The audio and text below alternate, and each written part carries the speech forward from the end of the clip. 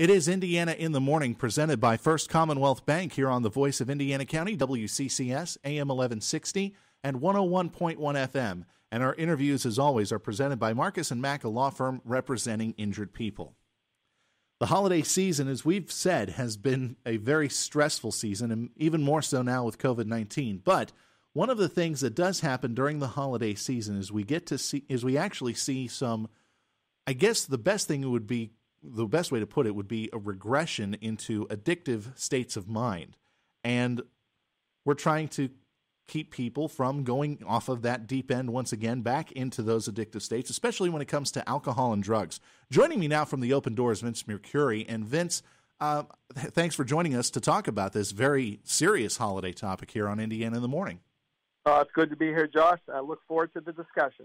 All right, so let's talk about addiction. Now, we've heard there's been a very public campaign about how addiction is a disease, but it does seem to ramp up, I think, during the holiday season. And I guess it's because at the end of the year, people are, I guess, more willing to give into excesses? Well, I think, the holidays tend to be a stressful time for people in general. And I think when we throw in, the last 9+ months of the COVID epidemic, those stressors are going to be even more increased. And, it's not unusual in people that are in recovery that, the holiday times were a period of time when they were more active in their, parties and their get-togethers, and so that their drug use, would increase during that time just because of the celebratory nature of the holidays. Unfortunately, for people that are in recovery, the holidays are a very lethal time because, what I will call the daily disciplines in recovery. In recovery, it's a daily struggle. Mm-hmm. The holidays tend to heighten that struggle just because of the stress of it. And now with the isolation of COVID, it even increases the risk.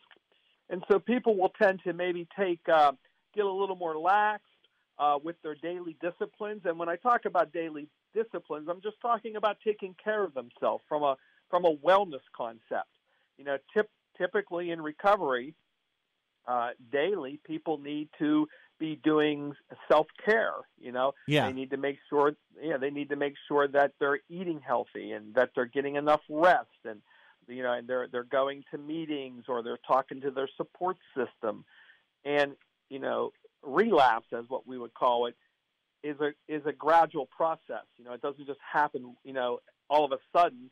It's because you quit doing those daily little disciplines that keep you on the path of recovery. So it does have a snowball effect, if so to speak. It starts out like maybe, just a sip here or a sip there, and it could turn into something even more difficult to handle, it sounds like, the longer it goes. Well, and for those in recovery, it isn't that the first thing that happened is the zip, to use your words, or to use.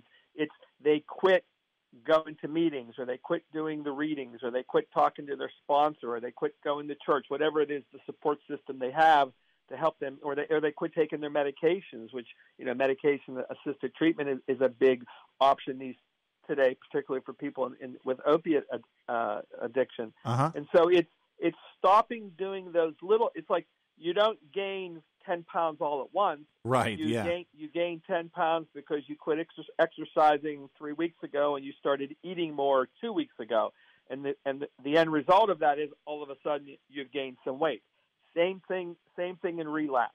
It starts off by not doing those wellness concept things of taking care of yourself, and then before you know it, you're not handling the stress, you're more irritable, you're argumentative with your spouse or your significant other, and before you know it, you're drinking, you're smoking a joint, or using whatever drugs are your drugs of choice. Right. So the relapse begins before picking up the drink. It begins from not doing those daily discipline things to help you keep you on that path. That actually is a very good analogy, using weight gain as sort of an analogy. It kind of puts it into perspective as far as that is concerned. Now, as you said, before the pandemic, people had their support groups, or they had their people to talk to or meetings to go to. that has changed significantly, and I'm sure that online meetings, although they do help, I don't know if are they actually as good as meeting in person to talk about these things? The jury's probably still out on are they as good, because we're still in the middle of this thing. Mm-hmm. But make no bones about it. There's nothing like seeing the whites of people's eyes and being able to talk to them and be physically closer to them. Certainly, there are the support groups out there. There are support groups meeting online. There are still some support groups in Indiana County meeting in person. There's some of those that go on at the open door as well. So if people in the community want to get to a meeting in person, there is a way to do that. Now, obviously, while doing all the mitigation, social distancing. Like if they would come to the open door, they'd have to have their temperature taken and ask the questions that we're all being asked every time we go somewhere to help reduce the spread. Right. So there are in-person meetings out there. Are there less? Of course there are. There's not nearly as many as there were. Something is better than nothing. So there is the chat rooms and there are the meetings online. But there are meetings in person, and if people need to get to a meeting in person, those supports are still there. And that's the key. Particularly with COVID, the social isolation is just brutal for everybody, mm-hmm. and particularly, in addiction, people with a substance use disorder, isolation is very, very problematic because they need to be around other people that are in recovery. It gives them a sense of hope. It gives them a sense of fellowship. It gives them a sense of connection because they're with other people who are battling the same issues that, they're battling as well. We're talking with Vince Mercuri of The Open Door about addiction and how addiction and possibly relapse could come about during the holiday season. Vince, what are some things? I think I can predict what the best thing is to try to stop this sort of slide down back into a full-on relapse, and that is to keep those good habits going that were developed for each individual, because everybody's case is different. Everybody would have individual different habits, I guess, to kind of keep on the good side. Yeah, I think the biggest thing I would say to people is know what your personal triggers are. Know what are the things that make you think about using, wanting to go back to the friends that you were using with before. So, everybody's triggers is what you're saying. Everybody's triggers could be a little different. For some people, it might be a certain bar in the community. For other folks, it might be music that brings them back to those days when they were using.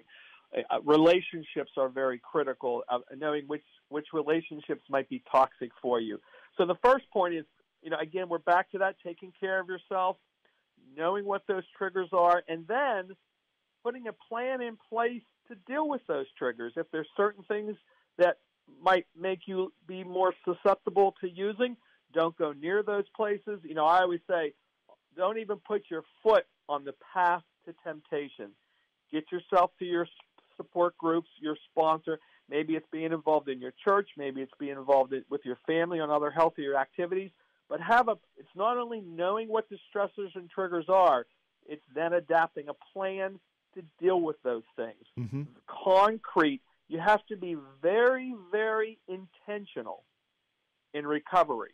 You have to be very intentional, especially around the holidays. Don't go to the places. Don't go to the people. Don't be around the folks that remind you or bring it back to the days when you were using. So I always say to folks, don't even put your foot on the path to temptation. Right. And if people do need help, there is no shame in asking for help, I will say. Go ahead. Yeah, certainly. They can contact the Open Door. They can talk to their sponsor. They can talk to maybe somebody that they're close to in the community, whether it be a pastor or a friend or a coach or a teacher or whatever it might be.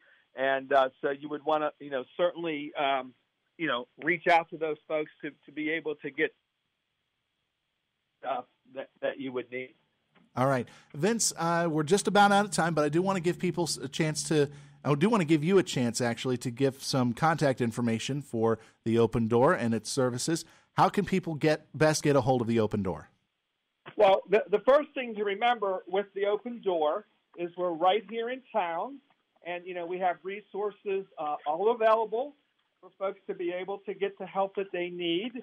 They can contact us directly at the Open Door, and they can make sure that they get the services that they need by contacting us directly, and they're also online. They can contact us there and be able to be in touch with a counselor to get them the information that they would need. All right, Vince Mercuri, thank you very much for joining us to talk about this very serious subject here on Indiana in the Morning, and I wish you all the best for the holiday season. Again, thanks a lot. Thank you, John. Merry Christmas to everybody. Thank you. Christmas to everybody. Thank you.